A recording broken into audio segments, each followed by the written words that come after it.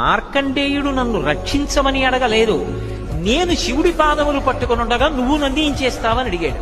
చంద్రశేఖర చంద్రశేఖర చంద్రశేఖర పాహిమాం, చంద్రశేఖర చంద్రశేఖర చంద్రశేఖర రక్షమాం, రత్నసానుశరాశనం రజతాద్రిశృంగ నికేతనం, సింజనీకృత పన్నగేశ్వరం అచ్యుతానలసాయకం, క్షిప్రదగ్ధపురత్రయం త్రిదశాలయైరభివందితం, చంద్రశేఖరమాశ్రయే మమ కింకరిష్యతి వయ్యమః అన్నాడు.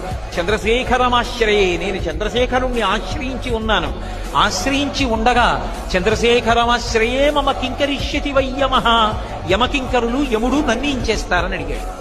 అడిగితే యమధర్మరాజు గారు పాశం తీసి మార్కండేయుడి మెడ మీదకి వేశాడు.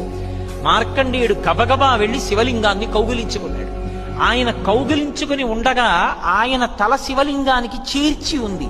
చీర్చి ఉండగా శివలింగానికి పిల్లవాడి తలకి వేరు చేసి